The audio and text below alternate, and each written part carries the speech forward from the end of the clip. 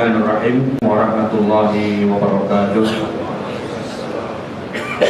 Ikhwati fillah rahimakumullah, jamaah yang dimuliakan Allah, kita awali kajian kita dengan sama-sama membaca basmalah. Bismillahirrahmanirrahim. Alhamdulillah wassalatu wassalamu ala Rasulillah wa ala alihi wa sahbihi wa man wala wa ba'du. Sesuai dengan yang tadi sudah disampaikan, hari ini kita akan membahas tema tentang pernikahan, khususnya pernikahan yang bermasalah. Dan sebenarnya pernikahan yang bermasalah cukup banyak jenis dan contohnya.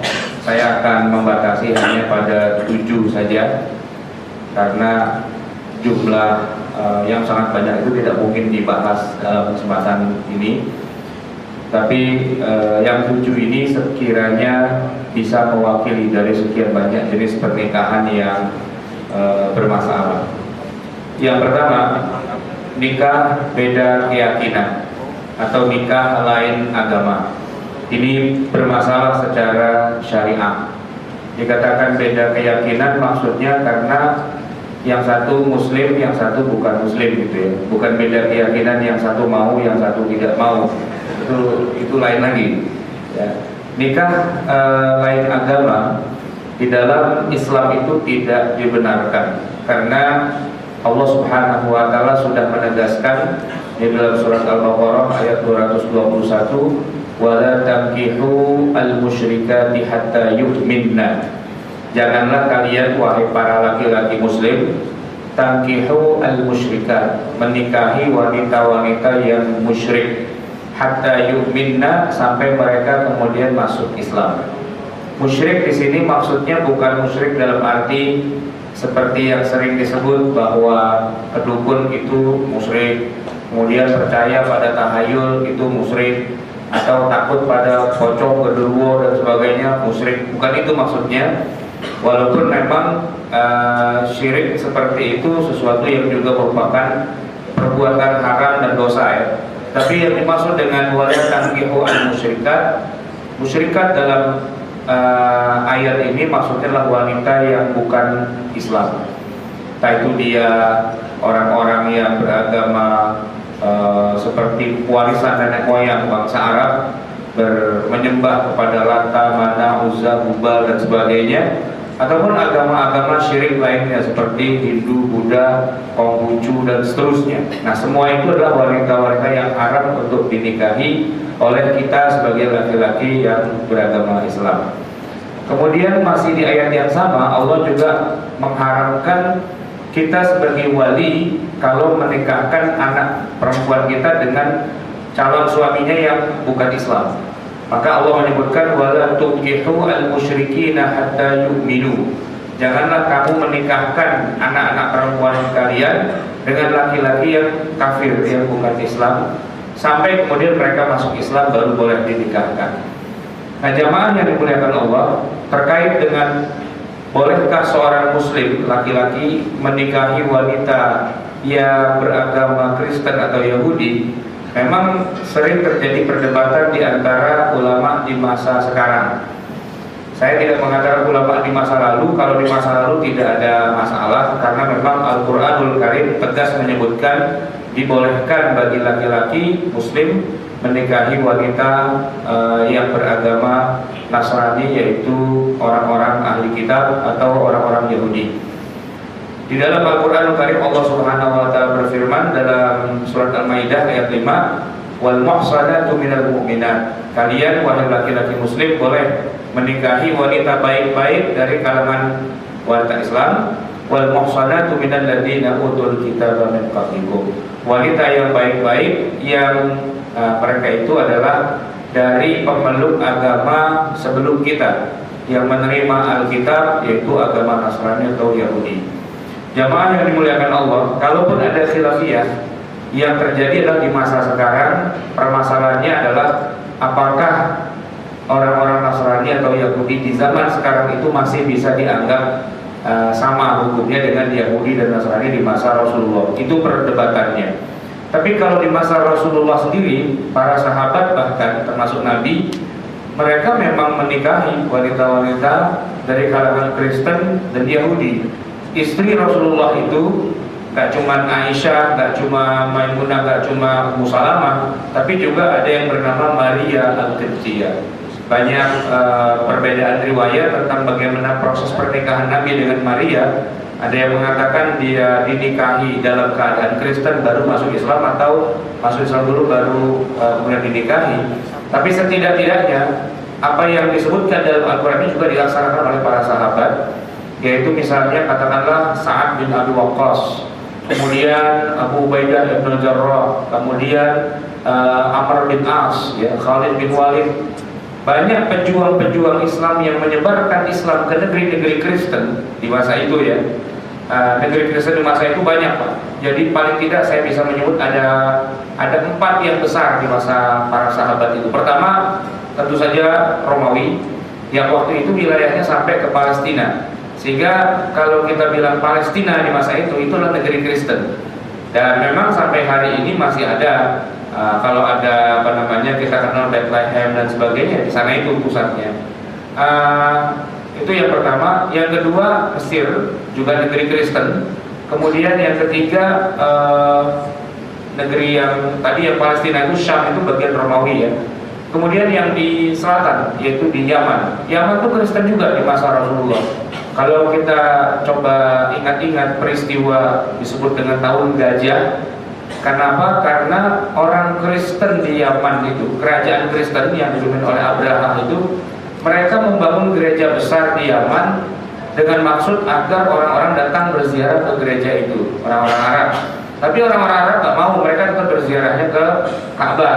Lalu kesel, mereka ingin hancurkan Ka'bah. Itu si Abraham itu orang Kristen gitu. Mereka adalah orang yang menyembah agama Masehi.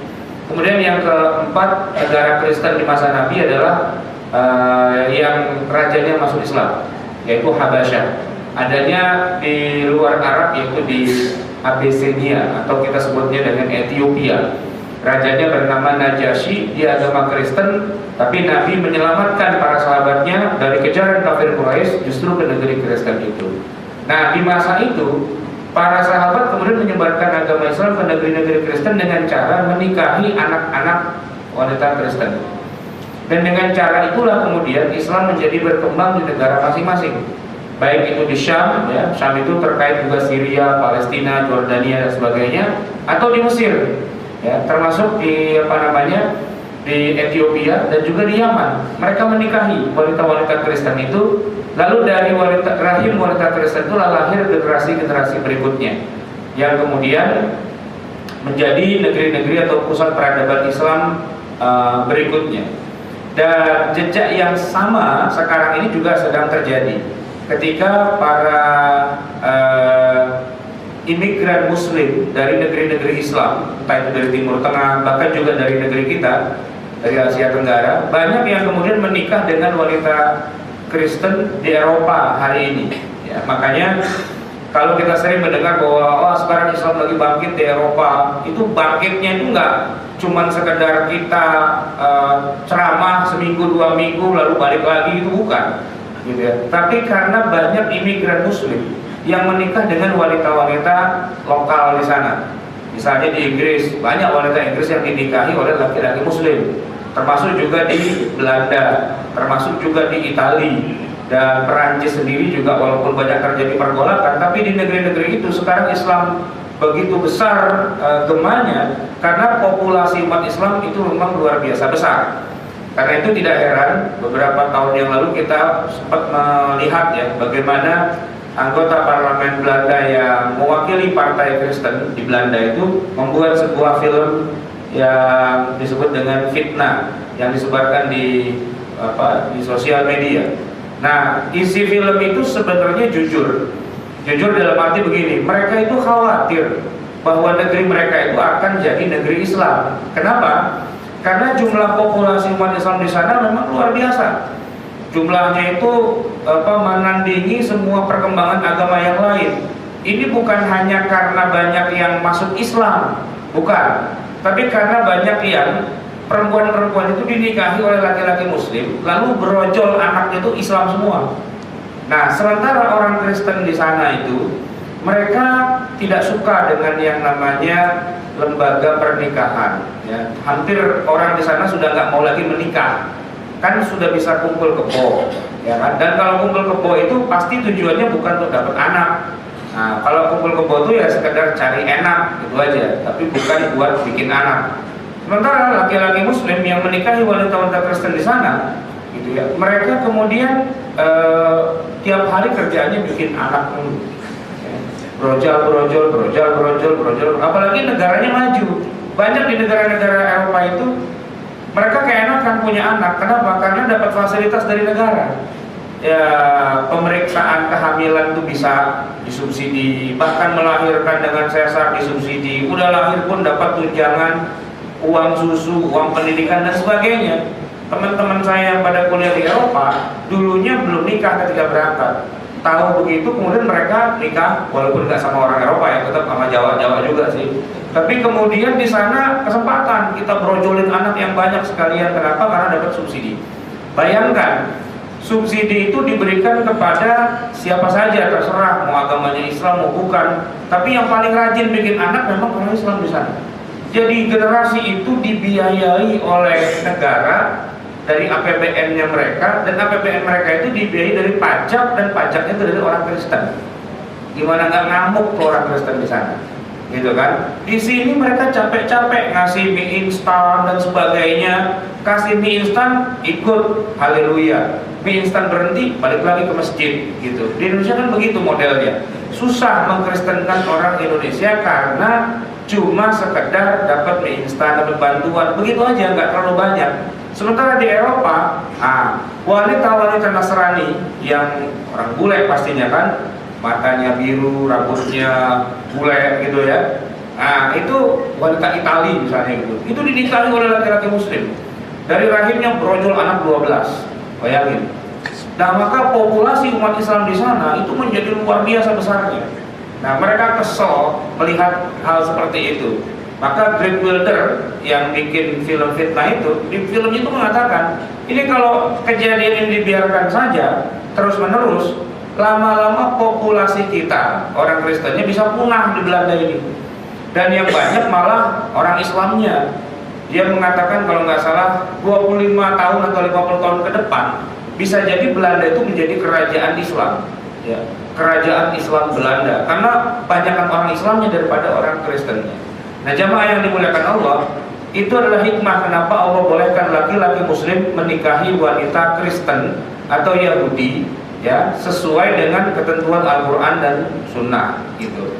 Di masa lalu penyebaran Islam di berbagai negeri itu lewat jalur pernikahan, dan di masa sekarang hal itu terulang lagi. Hanya saja ada anomalinya, yaitu kalau di Indonesia ini anomali, Pak. Kalau di Indonesia pernikahan antara Islam dengan Kristen atau dengan non Muslim yang lain rata-rata tidak membuat yang Kristen itu masuk Islam. Justru yang terjadi sebaliknya, yang Islam pada rombongan nyebrang ke sono, gitu. Jadi angka statistik kita itu lucu, Pak. Dulu awal-awal kita proklamasi, ya, Islam itu masih 95%. Tapi makin hari makin menyusut, makin tahun makin menyusut. Sekarang ini komposisi umat Islam di Indonesia cuma tinggal 82, sekian persen, ya, nggak sampai 85%, menyusut. Kenapa? Setiap kali ada artis non Islam kawin dengan artis Islam, ya, yang Islamnya ini tidak pindah, enggak, cuman anaknya semua pindah, nyebrang. Dan itu yang terjadi di negeri kita. Oleh karena itu, ketika di zaman sekarang banyak juga ulama yang nggak setuju dengan pernikahan antar agama, walaupun dalam Al-Quran dibolehkan, maka ulama di Indonesia itu rata-rata sepakat mengharamkan. Dan alhamdulillah kita di Indonesia sudah sepakat bahwa pernikahan antar agama di Indonesia itu sudah tidak dibenarkan. Mau yang namanya perempuannya Kristen dan lakinya Islam sebagaimana Quran, itu pun tetap tidak boleh. Kenapa? Kok kita menentang ayat Al-Quran? Bukan, tetapi kita menjaga presiden buruk yang akan terjadi. Makin merosotnya jumlah umat Islam. Maka perjuangannya para ulama di Indonesia itu sudah membuahkan hasil, yaitu dengan disahkannya undang-undang perkawinan. Nah, kalau pakai undang-undang perkawinan Pak di Indonesia tidak dimungkinkan adanya pernikahan beda agama. Kalaupun ada, itu dengan berbagai macam cara yang di luar prosedur lah. Misalnya mereka nikah di luar negeri, gitu ya, di Singapura apa di Australia dan sebagainya, kemudian baru ke Indonesia. Atau cara yang paling sering dilakukan, yang non muslimnya masuk Islam dulu pura-puranya, toh cuman sekedar baca syahadat kan di masjid gitu ya. Nah setelah itu, setelah setahun, 2 tahun, 3 tahun, baru rombongannya dibawa balik ke agama ke sana. Jadi jamaah sekalian yang dimuliakan Allah, perdebatannya kalau di Indonesia sudah selesai. Tidak boleh ada perkawinan antar agama, walaupun aslinya dalam Al-Quran, ya, di dalam sunnah Nabi, di dalam kejadian di masa Rasulullah, boleh laki-laki muslim menikah dengan wanita ahli kitab, itu aslinya. Tapi dengan kondisi Indonesia yang begini sudah tidak dimungkinkan lagi. Jadi antum sudah tidak boleh menikah dengan wanita Kristen lah. Kalau di Indonesia tidak mungkin. Kecuali kalau antum di Eropa atau di Amerika bisa lah. Mau nikah sama Agnes Monica itu boleh. Tergantung dia mau apa enggak gitu ya. Jamaah yang dimuliakan Allah, itu adalah pernikahan bermasalah yang pertama. Yang kedua, nikah masalah yang bermasalah yang kedua adalah nikah mut'ah. Nikah mut'ah sebagaimana maknanya, yaitu artinya adalah bersenang-senang. Mut'ah itu artinya menikmati dan bersenang-senang. Jadi tujuannya hanya untuk mendapatkan kenikmatan seksual. Dan oleh karena itu kalau kita preteli isinya, bagaimana sebuah pernikahan yang dikatakan nikah mut'ah, itu nikah yang benar-benar tidak menggunakan rukun nikah yang sebagaimana kita kenal.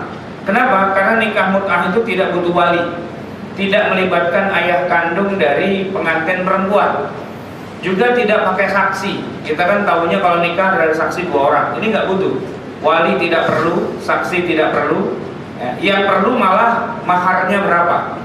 Nah, karena intinya adalah bagaimana kenikmatan itu bisa dibeli, dan kemudian masanya terbatas. Apabila sudah habis waktunya, otomatis cerai. Oleh karena itu nikah mut'ah ini adalah nikah yang disepakati oleh para ulama sebagai zina, dan lebih parah daripada orang berzina yang biasa. Kenapa? Karena orang yang berzina biasa itu, maksudnya yang di pelacuran, di lokalisasi dan sebagainya itu memang kalau ditanya kenapa kamu melacur, misalnya kepada pelacurnya, bukankah melacur itu hukumnya dosa? Gitu. Maka pelacur-pelacur itu semua sepakat, ijma, bahwa berzina itu hukumnya haram. Kalau kita tanya pelacur, gitu ya, wahai pelacur, berzina itu hukumnya boleh apa haram? Mereka jawab haram, gitu. Semua sepakat. Mereka tahu itu perbuatan yang tidak senonoh lah, tidak benar, gitu. Ah, paling kalau kita tanya, terus kenapa kalian melacur? Baru nanti jawabannya macam-macam. Ya sudah suratan takdir, ya kan, untuk menyambung kehidupan dan sebagainya lah. Tapi yang jelas mereka tahu itu haram, gitu ya. Beda dengan orang nikah mut'ah.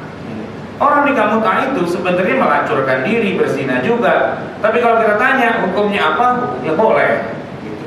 Jadi sesuatu yang haram tapi kemudian diselimuti dengan dalil-dalil agama, ya istilahnya perzinahan berkalung sorban. Seolah-olah itu benar, padahal itu pelacur aja tahu itu tidak boleh. Bayangin, yang terjadi bukan akad nikah, yang terjadi laki-laki mau berzina dengan perempuan, dia bilang saya ingin menikahi kamu dengan cara mut'ah. Berapa maharnya? Lalu yang perempuan bilang tergantung berapa lama, gitu. Kira-kira mau berapa lama? Sehari 2 hari, ya, atau sejam 2 jam, atau mau long term, gitu. Misalnya seminggu, gitu. Kalau sehari, ya pasaran sih 1 juta, gitu ya. Jadi kalau seminggu, ya 7 juta, saya kasih diskon. Diskonnya jadi kira-kira 6 juta deh, gitu. Nah yang laki bilang, wah masih ketinggian, ya saya nggak sanggup segitu, bisa nggak digoyang lagi, gitu kan? Kata yang perempuan, boleh sih, tapi jangan terlalu rendah nawarnya. Kata yang laki, ya udah kalau gitu gini, 5 juta deh buat seminggu. Gitu. Kata yang perempuan, wah itu mah modalnya aja belum dapat segitu. Ya kan, saya untung dari mana, gitu kan? Nah, kata yang laki, kan kita temenan di kampus, gitu kan? Kita sama-sama kuliah di alma mater yang sama. Masa harga nggak bisa goyang, nego lah, gitu ya. Akhirnya sepakat, gitu ya. Di awal bayar cash seminggu harga 4,5, gitu ya. 4.500.000 seminggu. Tapi ingat ya Mas, apa? 7 hari. Oke, 7 hari dipakai tuh. Ya, 7 hari. Mereka kumpul kebo 7 hari. Nah, di hari yang ke-6, gitu ya, yang perempuan bilang, Mas, ini kontrak tinggal sehari, mau di renew atau enggak, gitu ya, mau diperpanjang apa enggak? Kalau enggak berarti mulai besok jam sekian ini sudah expire, gitu. Kata yang laki, ntar dulu saya cek dompet saya, ya kan? Dia lihat, mau sih diterusin, tapi bayar separuh dulu ya, boleh nggak? Gitu. Ntar begitu udah habis masanya, baru saya lunasi gitu. Ya sudah, sama teman harga perkenalan gitu ya. Sudah, akhirnya mereka melakukan itu tanpa wali, tanpa saksi, dan otomatis cerai. Nah, jamaah yang dimuliakan Allah, perbuatan seperti itu dulu diizinkan oleh Nabi dalam hadis Muslim. Ya ayuhan nas inni qad kuntu adintu lakum fil istimta'i minan nisa. Wahai manusia, dulu saya izinkan kalian untuk bersenang-senang dengan wanita. Bayar sesuai dengan harga yang disepakati sampai jangka waktu tertentu. Itu memang hadisnya sahih, Pak. Cuman masih ada buntutnya. Nah, buntutnya ini yang sering ditipek gitu ya. Wa innallaha qad harrama dzalika ila yaumil qiyamah.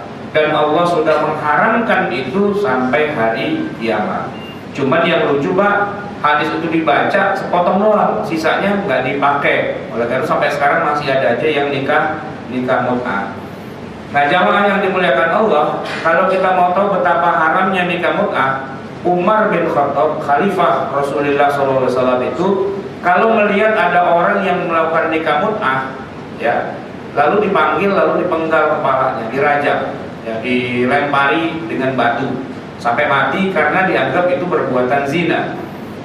Khalifah Ali bin Abi Thalib, ya, beliau termasuk orang yang mengharamkan nikah mut'ah, dan memang seluruh ulama sepanjang 15 abad semuanya sepakat nikah mut'ah itu haram karena memang melanggar tujuan pernikahan.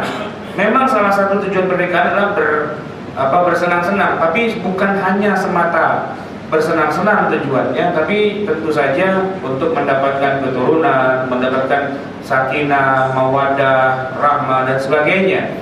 Nah, oleh karena itu, semua ulama sepakat bahwa nikah mut'ah adalah pelacuran, cuma pelacuran yang berkalung surga. Yang ketiga, jamaah sekalian, nikah bermasalah itu adalah nikah dengan niat talak. Nikah dengan niat talak. Maksudnya, nikah ini adalah nikah yang sah secara hukum karena semua rukunnya ada, Pak. Baik itu wali ataupun juga saksi, bahkan ijab kabul dan sebagainya semua lengkap. Cuma kekurangannya bahwa si laki-laki yang menikah dengan niat talak itu, ketika dia menikah, di dalam hatinya sih, enggak di mulutnya, di dalam hatinya sudah merencanakan perceraian. Yaitu kalau nanti visanya sudah habis di Indonesia. Bedanya dengan nikah mut'ah, di dalam nikah mut'ah itu akadnya begini: saya menikahi kamu, ya, dengan nilai 4.500.000 selama seminggu, gitu, ya kan? Artinya kalau udah seminggu langsung putus, expire. Itu nikah mut'ah. Tapi kalau nikah dengan niat talak, nikahnya biasa, nggak ada bedanya, dan akadnya bukan antara laki-laki dan perempuan, akadnya antara laki-laki dengan laki-laki. Ayah kandungnya perempuan itu bilang kepada calon menantu, kamu saya nikahkan dengan putri saya dengan mas kawin sekian-sekian tunai. Saya terima nikahnya, mas kawinnya tunai, dan sah, ada saksi, ada penghulu, ada semua lengkap. Tapi calon mantu itu bukan orang Indonesia, orang dari Timur Tengah, yang visanya itu cuma seminggu di Jakarta, di Indonesia. Nah, dalam hatinya dia sudah berpikir bahwa seminggu ini saya mau nikah sama perempuan ini, ya kan? Tapi begitu visa saya habis, saya harus segera pulang ke kampung di sana, di negeri Arabnya, dan otomatis saat itu istrinya akan diceraikan. Kalau ulama di Saudi Arabia, rata-rata mereka mengatakan nikah dengan niat talak ini hukumnya haram, karena main-main sebenarnya, sama aja dengan perzinahan. Sayangnya kita belum menemukan misalnya majelis ulama di Indonesia itu membuat fatwa haram juga. Oleh karena itu, kalau kita datang ke Bogor, ya, ke Puncak, ke Cisarua, ke Cianjur, ke Cipanas, gitu ya, sono terus Garut, Tasik dan sebagainya. Nah itu ada tuh pangkalan-pangkalan tentang mereka bisa melakukan pernikahan yang dari awal niatnya sudah mau talak. Ketika kita tanya kepada yang perempuan, kok mau aja begini, gitu ya, mereka jawabnya mendingan begini Pak, nikahnya sah, ya kan. Udah gitu maharnya juga lumayan. Bayangkan untuk 15 hari maharnya bisa 15 juta, itu ya, 15 hari 15 juta, dan itu sah gitu. Bandingkan dengan menikah betulan dengan laki-laki Indonesia yang pada kere itu, ya, yang maharnya cuma sepasang seperangkat alat sholat gitu ya, itu nggak dapat apa-apa, mana kita jadi pembantu gratisan lagi kan, udah disuruh masak, nyapu, ngepel dan sebagainya, kalau perlu genteng suruh pel juga gitu ya. Gaji 3 koma, maksudnya tanggal 3 udah koma, pas-pasan ya, suaminya pergi pagi pulang petang, pantat pinggul pegal-pegal, pendapatan pas-pasan gitu ya. Istri nggak dikasih apa-apa, kita nggak dapat apa-apa Pak kalau nikah dengan laki-laki Indonesia gitu. Tapi kalau dari sono lumayan lah, setengah bulan dapat 15 juta, masih banyak lebihnya gitu. Dicerai nggak apa-apa, dicerai gitu ya. Makanya di daerah sana itu Pak, banyak anak kecil tuh ya, mukanya hidungnya pada mancung-mancung gitu. Kalau kita tanya, ini bapaknya di mana? Oh, bapaknya di Mekah gitu. Bapaknya ada di mana lah gitu, mau alam sawab. Kemana bapaknya? Udah dicerai gitu ya. Udah nggak ada lagi. Jamaah yang dimuliakan Allah, secara hukum kalau yang namanya rukun nikah itu semua lengkap, ada wali, ada saksi, ada ijab kabul, ada suami istri semua, ya hukumnya bukan zina. Cuma bermasalah, kenapa? Ya ini anak bapaknya kemana nih? Gak jelas begini. Karena begitu ibunya disetubuhi, seminggu 2 minggu kemudian ditinggal begitu aja, diceraikan gitu. Nah ini bermasalah. Kasihan, siapa yang akan menafkahi anak-anak tersebut gitu ya. Jamaah yang dimuliakan Allah, nikah bermasalah yang keempat adalah nikah siri. Nikah siri itu ada macam-macam bentuknya. Tapi yang saya maksud dengan nikah siri di sini adalah nikah yang antara suami dengan istri ada kesepakatan untuk tidak menyiarkan akad nikah mereka, di mana akad nikah mereka itu sebenarnya sah secara hukum agama, karena wali dan saksinya ada, ijab kabulnya ada, mas kawinnya ada. Cuma karena yang suami sudah punya istri di Jakarta, nah dia nikah sirinya di Garut atau di mana gitu ya. Nah, diam-diam nikah lagi di sana. Begitu pandainya dia menutupi, sehingga alasan rapat meeting di luar kota itu sebenarnya bukan rapat tapi rapat gitu ya. Nah, cuma yang membedakan nikah siri ini dengan perzina dan pelacuran adalah nikahnya secara hukum agama sudah sah. Artinya ada walinya, ada saksinya dan semua. Cuma dia tidak menceritakan itu kepada keluarganya, apalagi khususnya kepada istrinya. Sebenarnya nikah 2 atau 3 atau 4 yang disebut dengan poligami di Indonesia bukannya tidak boleh. Boleh, cuman secara administratif memang agak sulit. Ya, pertama misalnya buat PNS susah banget. Kalau yang bukan PNS mungkin agak sedikit lebih mudah, tapi juga nggak mudah, karena ketika dia mau nikah lagi dia harus bawa surat yang asli dari istrinya, di mana di situ istrinya harus menandatangani dan menyatakan saya rela, saya menerima ya untuk suami saya menikah lagi. Itu tanda tangannya harus asli. Nah yang susah cari surat itu Pak, surat izin dari istri. Coba aja jajalin kalau nggak percaya, nanti pulang gitu ya, ketemu istri bilang, "Ma, bisa nggak bikinin saya surat izin?" Izin apa Pak? Izin menikah lagi gitu, ditandatangani oleh istri tercinta gitu ya, tertanda istri tercinta siapa, Solehah tanda tangan. menyatakan hal izin menikah lagi bagi suami tercinta gitu. Susah itu Pak mendapatkan gitu ya. Ada salah seorang kiai cerita, aneh ngomong begitu mau bini aneh, palang pintu pindah ke jidat katanya. Iyalah, siapa yang mau ngasih izin kayak gitu kan? Tapi ada juga yang nekat, dia pengen nikahnya itu nggak cuma secara sah hukum agama, tapi secara hukum negara. Cuman dapat surat dari bininya nggak dapat, susah, nggak mau kata istrinya, daripada saya dimadu, mendingan kamu diracun. Gitu. Kan susah kan? Akhirnya apa? Itu belangko surat izin itu dibawa ke penghulu di tempat calon istri yang kedua ya, ternyata penghulunya bengong, sudah diisi cuman nggak ditandatangani ya, gantinya adalah cap jempol gitu. Ditanya, Pak ini kenapa nggak, bukan tanda tangan asli, kenapa cap jempol? Alasannya, oh itu istri saya non buta huruf, jadi dia bisanya cap jempol doang, kan cap jempol sah juga katanya. Ya sudah, akhirnya dinikahkan gitu kan. Nah cuman bininya di Jakarta bingung, bangun tidur, ini tangan saya kenapa biru-biru gitu ya. Rupanya bininya lagi tidur, itu tangannya jempolnya dipinjam sama suaminya, diam-diam. Jemaah yang dimuliakan Allah, yang bikin repot dalam nikah siri ini biasanya adalah masalah warisan. Ya masalah warisan Pak. Kenapa? Ini kejadian nyata, baru kemarin sore, 2 hari yang lalu lah ya. Itu salah seorang tetangga saya cerita, bapak kami itu ya istrinya nggak cuma satu, ada 2. Cuman yang kedua ini agak jauh rumahnya, disimpan, nggak pernah dikasih lihat. Walaupun kita semua sudah tahu sih, makanya itu disebut dengan nikah siri kan.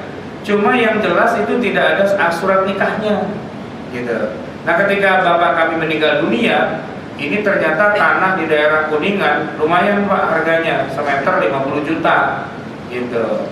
Nah pertanyaannya, itu istri yang di sono yang diumpetin itu dapat waris apa enggak? Kata istri yang di sini, enggak lah, kan enggak ada surat-suratnya, enggak ada buktinya dia adalah istri dari suami saya, gitu. Nah istri yang sono bengong, iya juga ya, apa bukti bahwa saya adalah istrinya? Enggak pernah kan, enggak ada legalitasnya, dan itu akan sangat-sangat menyedihkan. Apalagi kalau istri kedua yang dinikahi secara siri itu kemudian juga punya anak, gitu ya. Kalau bagi waris anaknya tuh nggak dikasih. Secara hukum negara tidak ada legalitas yang membuktikan dia adalah istri dan dia adalah anak. Dan ini menjadi masalah tersendiri. Oleh karena itu saya memasukkan nikah siri ini walaupun halal secara hukum agama, tapi secara banyak hal itu bermasalah. Oleh karena itu kalau antum mau nikah lagi, nggak usah siri lah, nikah terang-terangan aja gitu. Kalau perlu waktu melamar istri pertama diajak gitu ya, biar ada semacam perbandingan, ini contoh yang terawat, ini yang tidak terawat gitu.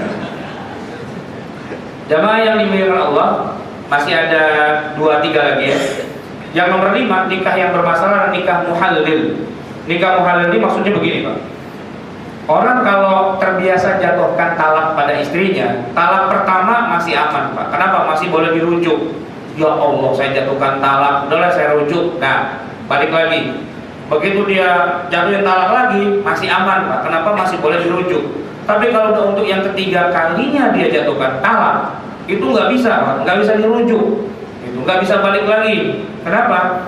Karena di dalam Al-Quran disebutkan fa'id talaqaha, kalau dia mentalak lagi untuk yang ketiga kalinya, fala tahillu lahu, maka istrinya itu sudah tidak halal lagi untuk dia nikahi balik gitu. Min ba'du hatta tankiha zawjan ghaira, sampai istrinya itu kawin dulu dengan laki-laki yang lain gitu. Baru kalau setelah itu dicerai, balik lagi kepada suaminya yang pertama gitu. Itu ketentuan dalam Al-Quran surat Al-Baqarah ayat 230. Nah banyak orang kemudian melakukan trik seperti ini ya. Oh saya nggak bisa balik ya sama istri saya pengen balik nih, gimana caranya? Lalu dia cari orang gitu, tolong dong kamu nikahi istri saya ya. Tapi ini pura-pura doang nih ya, bukan nikah beneran. Awas loh, jangan ditoel-toel, tuh istri saya gitu. Nikahlah malam hari gitu ya, besok paginya kamu cerai, atau nikah pagi hari sorenya kamu cerai, kan berarti sudah menikah dengan orang lain. Kalau konsepnya seperti itu, maka nikahnya itu nikah yang haram. Kenapa? Karena sekedar tujuannya untuk menghalalkan istrinya balik lagi kepada suami yang pertama. itu namanya nikah muhalil dan itu nikah yang diharamkan. Kalaupun mau menikahi orang wanita yang sudah ditalak 3 oleh suaminya, maka nikahnya harus nikah yang serius. Yang disebutkan di dalam hadis, hatta tadzuqa usailataha, sampai kamu wahai laki-laki yang nomor 2 yang menikahi janda yang sudah ditalak 3, itu sampai melakukan hubungan jima suami istri. Jadi nggak boleh tuh ada pesan, lu nikahin bini gua, habis itu balikin lagi dan ingat jangan ditowel-towel. Itu nggak berlaku, Pak. Justru harus ditowel, bukan cuma ditowel, ditanjak sekalian. Harus begitu. Wah, kalau sampai jadi anak bagaimana? Ya jadi anak. Kalau dia keenakan gimana? Ya udah terus, gitu loh. Jadi ketika perjanjian, mungkin yang laki bilang, ya bang, saya bersedia deh nikahi istri abang semalaman aja, enggak saya towel-towel, gitu ya. Begitu disuruh ceraiin, bininya yang nggak mau. Bang, abang udah mentalak saya udah 3 kali. Sekarang saya udah nikah lagi dengan suami saya yang baru. Masa tiba-tiba saya suruh balik lagi sama abang? Enakan yang ini bang daripada yang kemarin, gitu ya. Udah terusin aja yang ini, ya itu udah nggak bisa balik lagi. Ya. Kalaupun mau balik lagi, nanti kalau istrinya dicerai oleh suaminya yang baru, kalau suaminya yang baru nggak cerai-ceraiin juga, ditungguin sebulan, 2 bulan, 3 bulan, nggak dicerai-ceraiin juga, itu suami yang sebelumnya nunggu aja gitu ya, ya nggak bisa balik. Gitu. Sampai akhirnya 25 tahun kemudian, ya suaminya yang baru itu baru menceraikan. Istrinya udah keripet-keripet ya, udah kain itu udah kayak diwiron gitu, udah kelipet-lipet kulitnya, udah tua, udah nenek-nenek, baru dibalikin. Tuh saya balikin lagi, lumayan lah 25 tahun gitu ya. Nah, kalau cuma sekedar muhalil itu hukumnya haram. Baik, yang nomor 6 dan nomor 7 ini juga banyak terjadi, Pak, nikah bermasalah, yaitu menikahi wanita yang pernah berzina. Di dalam Al-Quran Allah Subhanahu Wa Taala berfirman, az-zani la yankihu illa zaniyah aw musyrikah, wa zaniyatu la yankihuha illa zanin aw musyrik, wa hurrima dzalika 'alal mu'minin. Laki-laki yang berzina itu tidaklah menikah dan kecuali dengan perempuan yang berzina juga atau yang musyrik, gitu ya. Dan perempuan yang berzina tidaklah menikah kecuali dengan laki-laki yang berzina juga atau yang musyrik, wa hurrima dzalika 'alal mu'minin, dan diharamkan itu kepada orang-orang yang beriman. Jadi dengan ayat ini banyak orang mengatakan bahwa haram hukumnya menikah dengan wanita yang pernah berzina. Jamaah sekalian, memang ada yang mengatakan seperti itu. Misalnya mazhab Hambali mengatakan bahwa kalau kita menikah dengan seorang wanita di mana dia adalah wanita yang pezina, maka hukumnya haram. Tapi kalau dia pernah berzina, dulu masa lalunya kelam, tapi setelah itu dia tobat, kemudian dia kembali ke jalan yang benar, ya, dan dia menjaga kehormatannya, maka pada dasarnya taubatnya diterima dan dia boleh menikah dengan laki-laki yang baik, gitu ya. Nah, sementara jumhur ulama mengatakan tidak taubat pun pada dasarnya sah-sah saja.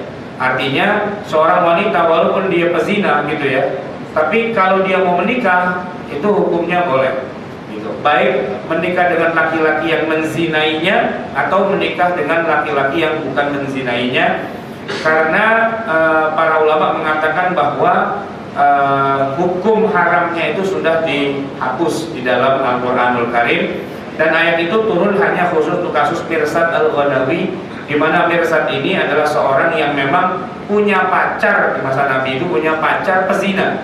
Lalu dia masuk Islam dan kemudian pacarnya juga masuk Islam. Dia tanya kepada Nabi, ya Rasulullah, itu pacar saya udah masuk Islam, boleh nggak saya nikahin?